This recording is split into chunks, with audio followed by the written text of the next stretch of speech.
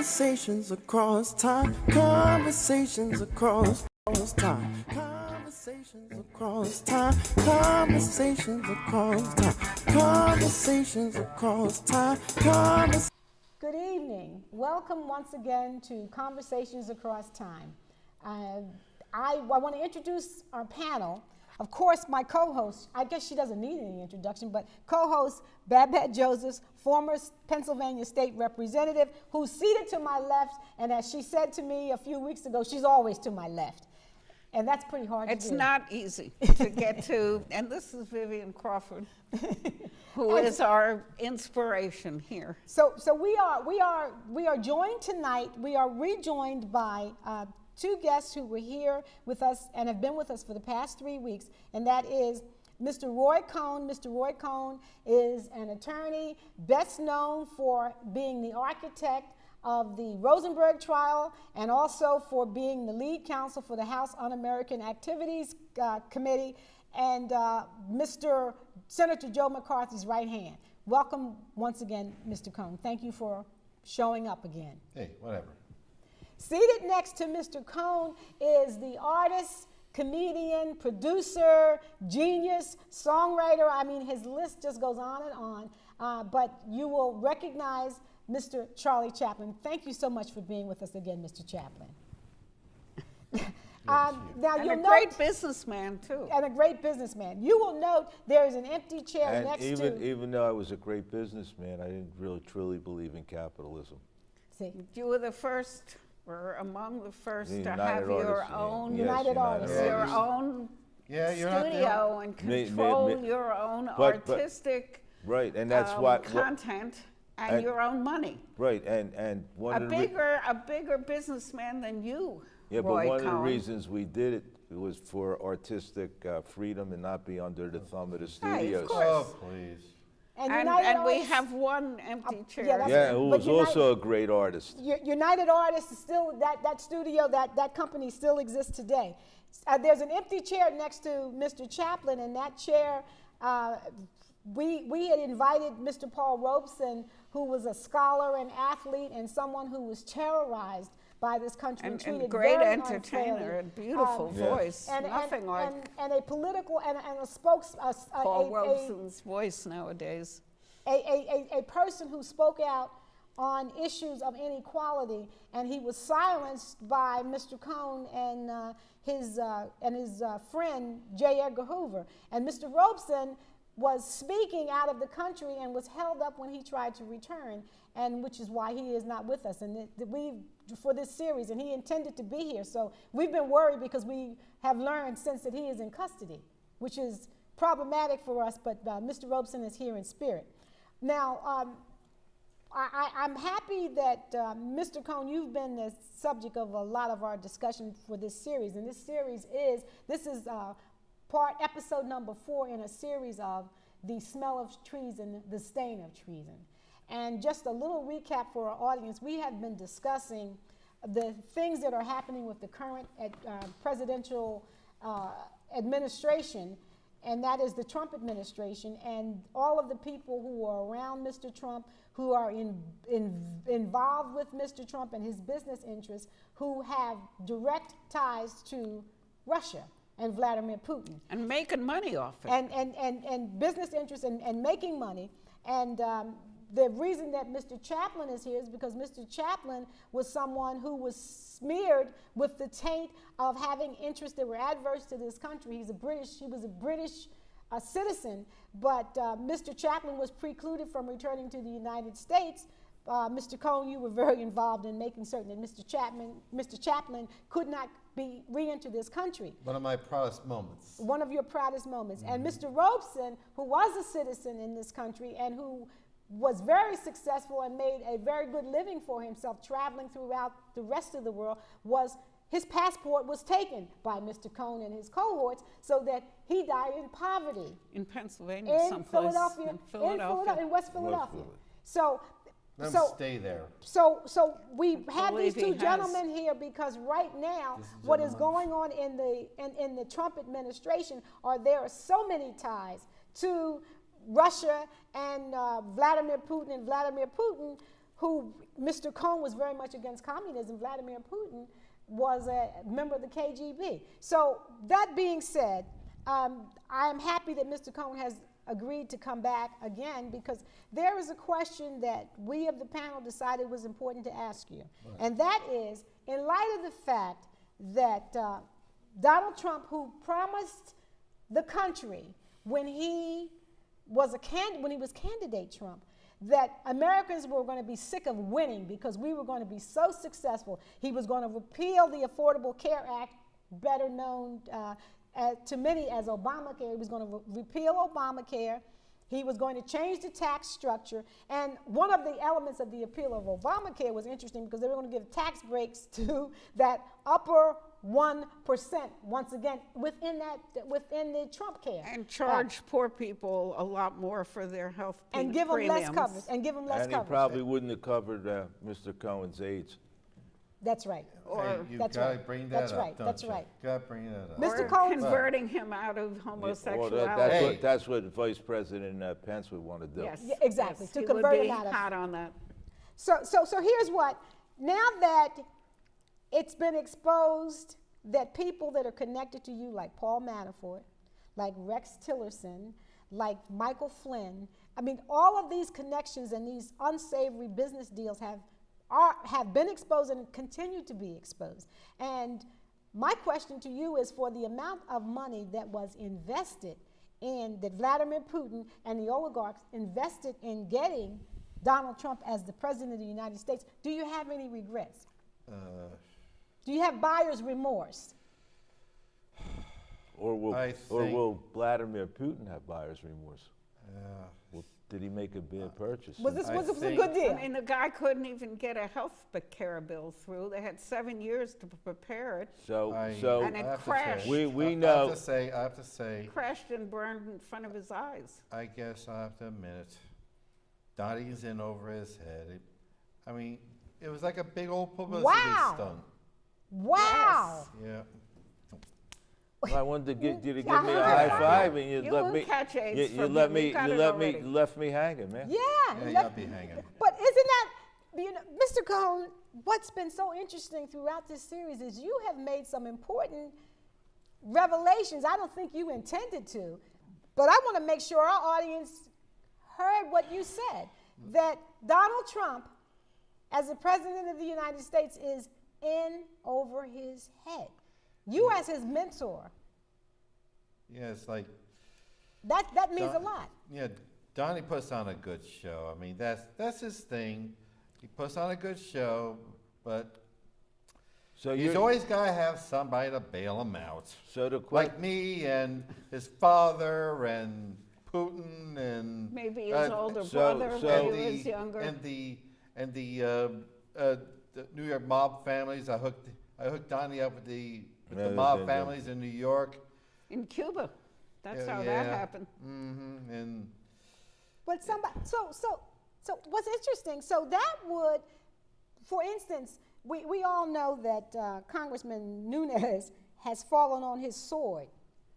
He had to take a big one for Donnie, as you call him. yeah.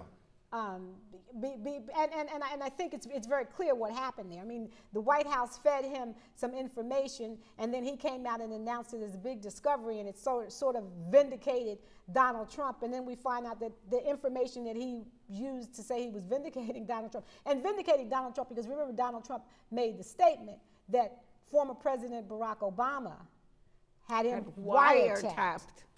Yeah, it's like, well, that's the very reason that President Putin is going to suffer buyer's remorse because of your buddies Donald Trump tweeting things like that, and the fact that he can't deliver a simple legislative thing when he has a majority of the American Congress.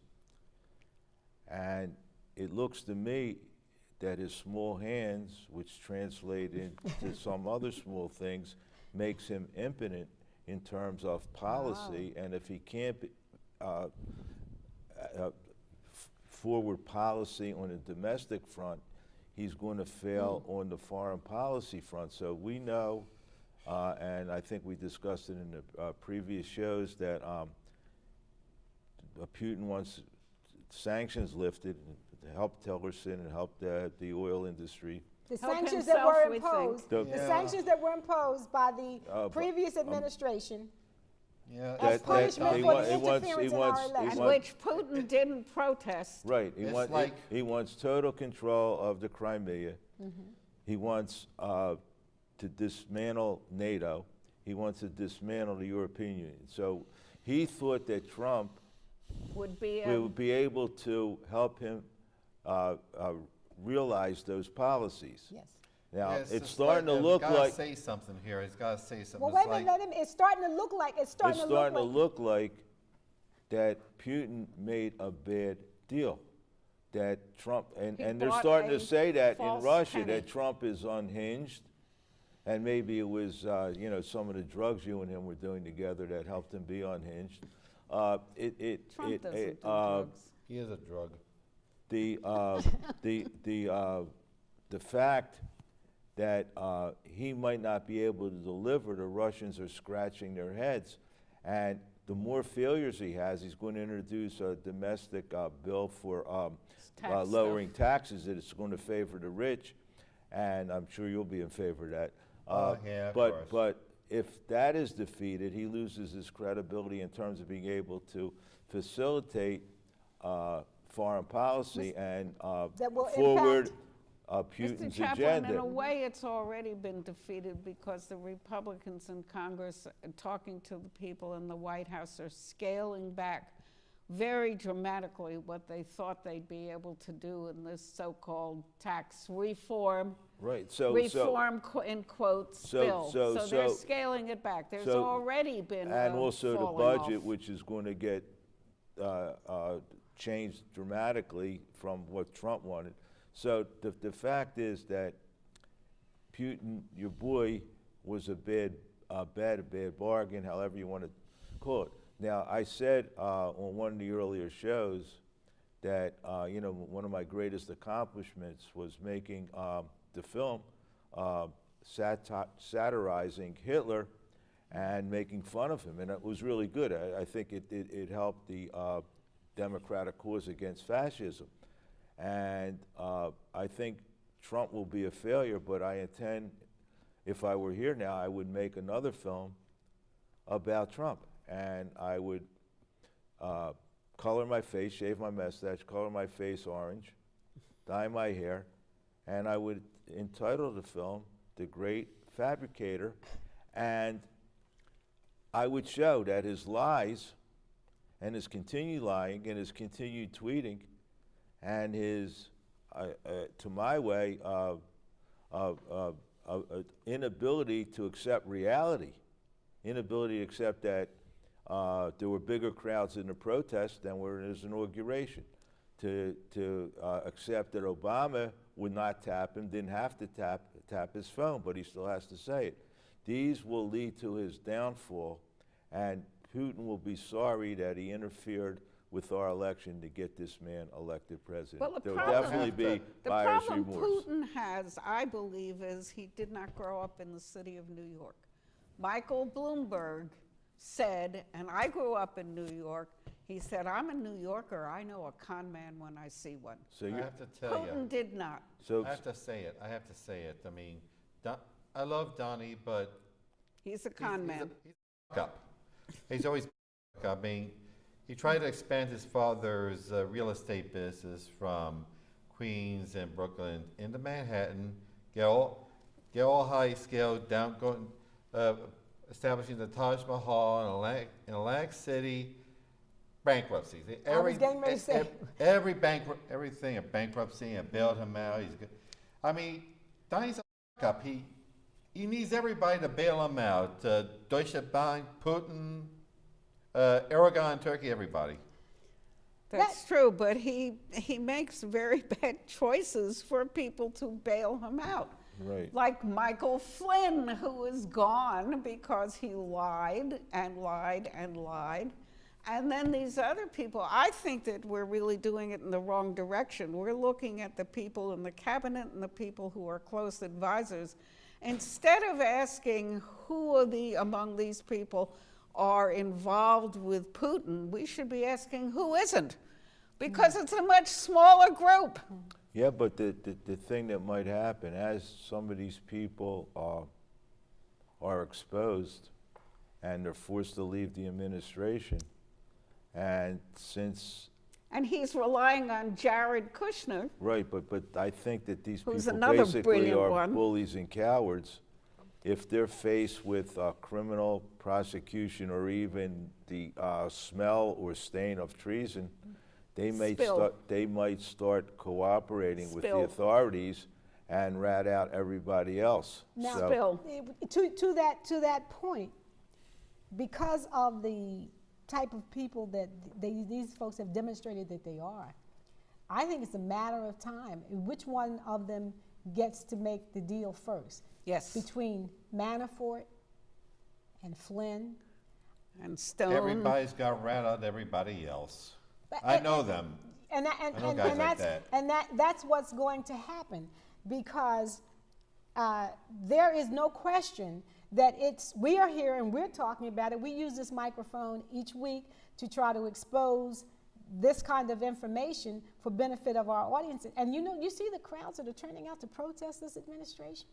I mean, Yeah. I think it's a matter of time. And not only what you can't see, the letters, the phone calls, the emails, this whole social media. so it's That's starting to entirely look- what I fought against all my life. What'd you fight against? I fought for the elite, the ruling elite, to make We know the that. public dumb, so that they get scared, so they just keep their mouth shut. Public here is not dumb, nor in the USSR, in Russia, where very young people, teenagers and 20-year-olds, They're protesting now. were out in 100 different cities in a society where they could have lost their life for doing that kind of thing. They did it because they can't stand what's going on in their country, and we are the same. I have to say it. I think I have to say it. Putin will have buyer's remorse, but I'd like to ask you something, Roy, since we're talking about buyer's remorse, and you seem to, since you've been on the panel for almost all Past 4 episodes, you seem to be expressing some personal remorse at what you did. Yeah. And I you were a tried. bright guy. You really, you came out as a tremendous lawyer. Do you have any remorse about yourself? Yep, I was a real hot shot. I graduated law school. You were at 20 years old. Yeah, 20 years old, graduated law school. I'll tell you, that can. I'm still pretty much a kid. I mean, that could turn your head. That could turn your head. but- I and mean, being selected to something high profile like the McCarthy Committee. Hey, At 24. 24, yeah. I mean, that could turn a guy's head. What do you feel, any remorse for having persecuted people like myself and Mr. Robeson? Mr. Robeson Not to and mention the Rosenbergs. The Rosenbergs and Ethel, who did nothing whatsoever except be married, Well, I'll tell you, and a sister. I tried. I did all that Red Scare stuff so as to scare the public into submission. And you all talk about the demonstrations of the young kids in the airports and the streets and everywhere. I'll have to tell you, I was thinking short-term scare to stay in power a little longer, and looking at the long picture, I failed. so I failed. I and the elite I represent failed to scare the American people into submission. Enough. You didn't scare us enough. So do you think We're that brave. Americans are brave. in retrospect, President Trump Ugh. will have any remorse, or is he incapable of remorse? I don't think so. I mean, hey, Donnie's bright enough to put on a show on TV, but he's a spoiled rich kid. I mean, he'll always have someone bailing him out.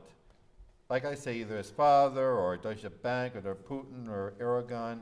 He's gonna find someone to bail him out and We call and him, cleaned him and clipped his mess. we call him baby. Blame anybody but yourself. One of my colleagues That's pretty used good. to call people baby. But- You're a but- baby. But we can agree now, Putin's probably going to suffer remorse for having backed Trump because Trump is as you used the word, He's a a fuck up. You have showed remorse, which I'm shocked about your role in the witch hunts. So the only question we have now is there a bit of humanity in President Trump? Oh, no. Don't count on it. Okay. He uses people. I- He used me, he used women. I mean, he used the mob. I mean, everything's a tool All for those him. It's all people- about him. But All I those wanna- people who went to his university, and 3,500 of them who are now suing him, and all the other business people who are suing him because he stood them up. And the people that voted for him. I mean, But he I ain't wanna- gonna do Well, shit for him. I want to say one thing to you. What? Because there is something that's very interesting to me. And that is you built your career and built yourself up. You were son of a judge. I mean, you came from a different background. You had a certain amount of intellectual curiosity, and you certainly had a certain amount of privilege. Yeah. Now, let me say this. There's always a problem when you invite someone to the party who doesn't have any right to be in the room. And Donald Trump, notwithstanding everything that you did and everything that you taught him, he had no business being in the room where the big boys are. And that's why when you say he probably will never be regretful for his actions, because he is not of that ilk to ever have regret for anything. He's someone that you never want to achieve any modicum of power because they don't know what to do with it. He has no class. And I'm There's not something wrong. I'm not suggesting that the things that the elite do and the people that who have been running this country for a very long time, I'm not suggesting that they are necessarily right. But what I am suggesting is that they had enough sense to know that at some point you have to let the common people have something. And Donald Trump doesn't want the common people to have anything. And the people that he has around them, they don't care. Social programs are a problem for them because they don't believe that anyone should get anything. It's all for them. They're like these people that want to hoard everything for themselves. And that's the problem. You can't let people like Manafort and Flynn and Trump, those kind of guys should never be allowed to achieve any small modicum of power because but they do they not get know it. how to use it. Yeah, but they get it. They get it. No, I find it interesting in viewing what was going on in not only this election, but a couple elections back when President Obama was elected, that Donald Trump questioned his legitimacy of a U.S. citizen and where he was born, and also, about his birth certificate and all kind of things about his birth. Another Donnie Freak show. Don't worry about it. And, well, to your point, I question Donald Trump's legitimacy and his birth, because based on what I view and based on what I see, I don't think Fred, I think it was his father's name. Yes, Yeah. Fred. I don't think he's his father. I think Donald Trump. No, is his older brother was Fred, who OD'd Yes. as a young let me- man. let me- I think Trump is truly the illegitimate son of Ayn Rand and Gordon Gekko. So I Yeah. think that's where we're at, and that's Yeah. everything you said about him in terms of his lack of humanity, wait. his lack of care. Bill Maher said he was the son of his mother an of orangutan, and I thought the orangutan should have sued Bill Maher for that. Let me tell you.